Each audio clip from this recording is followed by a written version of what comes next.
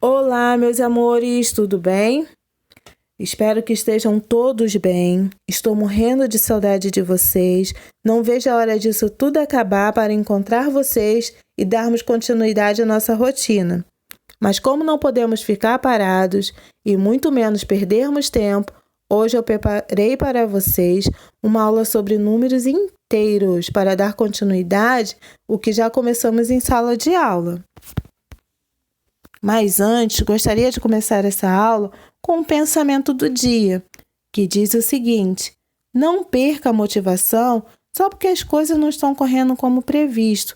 É de um autor desconhecido e serve para que a gente possa estar refletindo nesse momento que estamos passando. E dando continuidade aos números inteiros, hoje falaremos sobre os números inteiros na reta numérica. Mas antes, vamos ver o que são números negativos. Números negativos são todos os números usados para representar medidas abaixo de zero, que geralmente vem acompanhado do sinal de menos. Temos aí o exemplo do menos 1, menos 22, menos 1000 e menos 46. E os números acima de zero? Esses números que estão acima do zero são os números positivos. E geralmente vem acompanhado com sinal de mais ou sem sinal nenhum, tá? Então, para fixar, todos os números negativos vêm acompanhado do sinal de menos. Todos os números positivos, ele pode vir acompanhado do sinal de mais ou só o número. E o zero? O zero, ele não é nem positivo nem negativo. Ele é neutro. E para que servem esses números negativos? Dentre as várias utilidades, vemos as mais comuns. A primeira dela é representar temperaturas abaixo de zero. Geralmente, temperaturas de muito frio, né? Então, quando queremos representar essas temperaturas, usamos os números negativos. A segunda é para indicar um saldo negativo de uma conta bancária. Quando usamos mais do que deveríamos, quando gastamos muito dinheiro no cartão, mais do que tem a nossa conta. Então, o nosso saldo fica negativo, o que não é nada legal. E a terceira é para efetuar subtrações onde o subtraendo é maior do que o minuendo. Temos aqui embaixo o exemplo do 5 menos 8, né? Onde a gente está tirando mais do que a gente tem. Então, vai me dar um resultado negativo. E como é formado o conjunto dos inteiros? O conjunto dos inteiros é formado pelo conjunto dos números naturais, que já vimos no ano passado, que são aqueles números usados para contagem, que começa do 0, 1, 2, 3, 4 e vai até o infinito. O conjunto dos naturais tem começo, mas não tem fim, né? Quando eu junto esses números com os números negativos, eu formo os números dos inteiros. Geralmente, os números naturais é representado pela letra N maiúscula e os números dos inteiros pela letra Z maiúscula. E como representamos esse conjunto em uma reta? Primeira coisa que devemos fazer é uma reta. No meio dessa reta, colocamos o número 0. O que tiver à direita, positivo, e o que tiver à esquerda, negativo. Lembrando que o conjunto dos naturais é um subconjunto dos números inteiros, o que quer dizer que ele é um pedacinho da reta dos inteiros. Né? Recapitulando aqui, tudo que tiver à direita, positivo. Tudo que tiver à esquerda, negativo. Então, os números que estão à direita do 0, positivo. Os números que estão à esquerda do 0, negativos. Quanto mais à direita o número estiver, maior ele será. Então, temos aqui, 5 está mais à direita do 0 do que o 3. Então, 5 é maior do que 3. Quanto mais negativo for um número, menor ele será. Os números negativos, quanto mais distante do zero ele estiver, menor ele será. Do contrário dos números positivos, né, que quanto mais perto do zero, menor ele é, os números negativos não.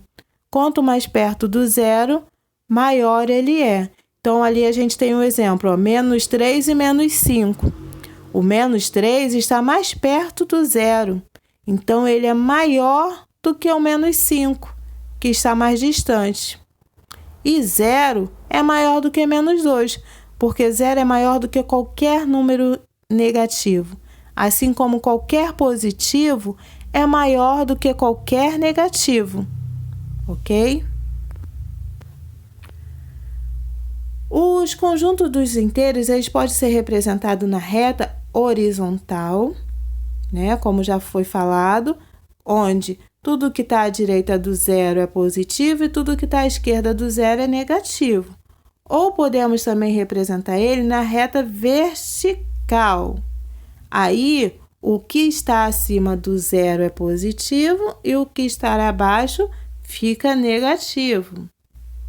Podemos representar ele também em forma de conjunto, fazendo Z e colocando os números entre chaves.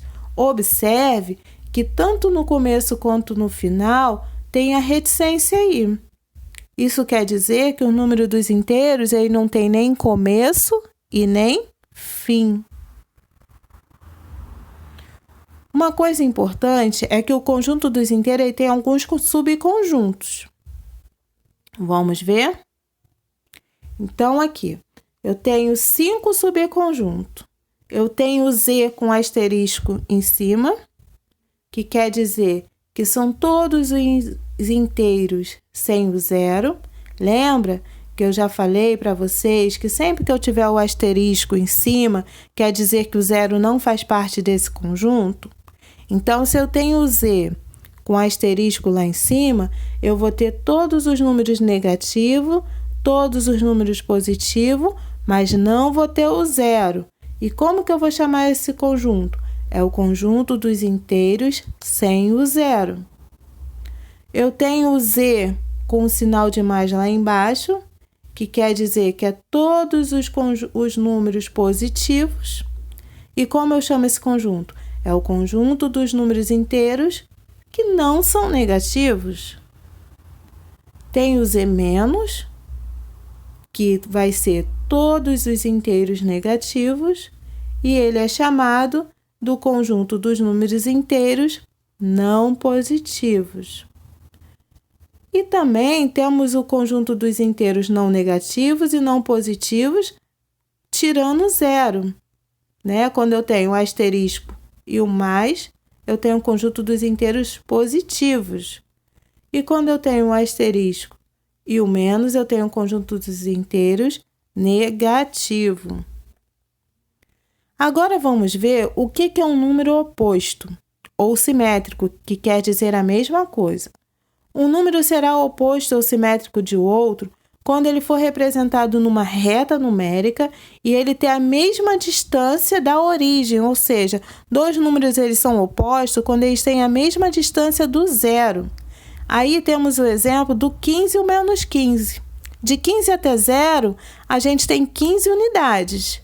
E de menos 15 até 0, a gente também tem 15 unidades. Então, eles têm a mesma distância do zero. Por conta disso, eles são opostos ou simétricos. Vocês vão ouvir dizer em oposto e simétrico. Quer dizer a mesma coisa. Na prática, basta trocar o sinal. O oposto de 15, menos 15. O oposto de menos 8, 8. O oposto de 5, menos 5. Basta trocar o sinal. O que tiver positivo, o oposto vai ser negativo. O que tiver negativo vai ser o mesmo número positivo, ok? Mas a definição é que os opostos são aquele que tem a mesma distância do zero. Então, se eles têm a mesma distância do zero, eles são opostos. O que é o módulo de um número? É o valor, justamente esse valor que representa a distância entre esse número. Então, eu tenho aqui, ó, a distância de menos 4 até 0, eu tenho 4 unidades. Então, o módulo de menos 4 vai ser 4. E o módulo de 4? Qual é a distância de 4 até 0? Também não é 4?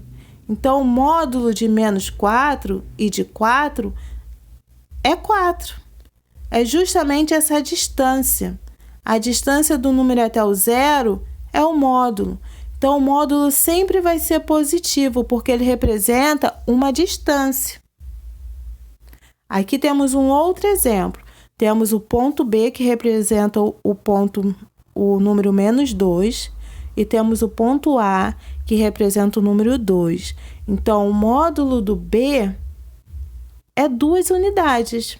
Então, o módulo de B é 2. E o módulo de A também é 2, né? Que está representando o menos 2 e o 2. Aí, aqui também temos, mais um exemplo. Temos a origem, que é o 0. Temos o módulo de 4, né? Que é justamente essa parte verde, que é a distância do menos 4 até o 0. Quantas unidades tem? 4. Então, o módulo de menos 4, que é representado por essas duas barrinhas, em pés, na vertical, é 4. E o módulo de 3, né? Observa aí que está com o sinal de mais 3, que é a mesma coisa de que não tivesse o sinal de mais, né? Pode ser representada das duas formas, ou com o sinal de mais ou sem. A distância do 3 até o 0 é 3. Então, o módulo, na prática, vai ser o número que está dentro das barrinhas positivo, porque a distância sempre vai ser positiva. O módulo aí também pode ser chamado de valor absoluto. E quando vamos representá-lo, a gente coloca essas duas barrinhas na vertical.